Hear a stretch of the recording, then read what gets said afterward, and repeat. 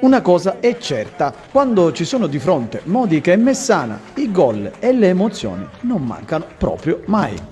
Al terzo confronto diretto in 2 settimane, rossoblù e giallorossi trasformano il quarto di ritorno di Coppa Italia in un concentrato di emozioni che riscaldano i tifosi presenti sugli spalti del Pietroscollo nonostante la giornata lavorativa e nonostante la pioggia.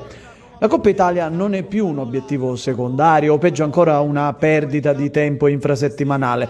Da qualche anno le squadre siciliane ci tengono tantissimo, consapevoli che il Paternò Docet può regalare il salto di categoria in caso di fallimento in campionato. Per cui un turnover minimo sia da una parte che dall'altra. Raciti, che deve rinunciare agli infortunati Mallì e Maimone, agli squalificati Insidis e Floro Valenza, conferma Romano tra i pali e gli piazza davanti un inedito trio formato da Sangaré, Mollica e Incatasciato. A centrocampo Aliotto a destra e Cappello a sinistra, Gioventù al potere, Misseri, Salvatore e l'imprescindibile Sessa a completare il reparto. In avanti la coppia inedita formata da Bonanno e Torres. Il collega Cosimini fa ancora meno cambi, schierando Ferrara in porta, Rizzo, Tricamo e Mazzola con Sottile e Fragapane a tutta fascia, Biondo e Gazzè, cerniera di centrocampo, Papito De Jesus libero di sprigionare il suo talento a tutto campo, in avanti Cannavò e De Leon.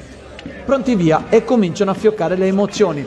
Al secondo minuto Torres è Caparbio a recuperare un pallone prima che uscisse sul fondo. L'attaccante alza lo sguardo e vede Cappello a rimorchio. Il passaggio è preciso, così come la conclusione del numero 71 che non lascia scampo a Ferrara. Modica 1, Messana 0, non sono passati neanche 120 secondi. Ne passano altrettanti per vedere un rilancio lungo di Romano che si trasforma in un assist per Bonanno, anticipato da un'uscita disperata del portiere messinese. Minuto numero 6, Sessa tira al volo da fuori aria una deviazione di Gazzè, spiazza Ferrara, ma la palla finisce a centimetri dal palo. In questi primi minuti c'è solo il Modica in campo. All'11° è ancora la premiata ditta Bonanno Cappello con l'attaccante in versione assist man per l'esterno che salta De Jesus e viene messo a terra. Per l'arbitro è rigore. Dal dischetto Bonanno calcia alla perfezione e raddoppia. Gli ospiti si fanno vedere la prima volta dalle parti di Romano al minuto 26, ma riescono a fare male. È Biondo il più lesto di tutti a raccogliere una respinta del portiere argentino e ad insaccare il gol che riapre a sorpresa la partita. Al 45° episodio chiave. I giallorossi si fanno trovare oltremodo alti. Torres brucia sullo scatto Tricamo e si invola verso la porta. Ferrara esce dall'aria e vistosi superato lo abbatte. È chiarissima occasione da gol, per cui scatta automaticamente il rosso per l'estremo difensore messinese che non protesta neanche. Entra il secondo La Rosa per Gazzè. Nonostante il pubblico modicano invochi il Romano al tiro della punizione, sperando in un replay del campionato, sul pallone ci va Bonanno, che conclude però alto. Finisce qui il primo tempo. Nella ripresa il Modica prova ad approfittare subito della superiorità numerica con Sessa che ben lanciato da Bonanno incrocia sul secondo palo, palla deviata in calcio d'angolo. È il preludio al gol che arriva al 9° minuto, sempre loro, Bonanno per Cappello che entra in aria e batte per la terza volta il portiere messinese. 3-1 e punto esclamativo sul match.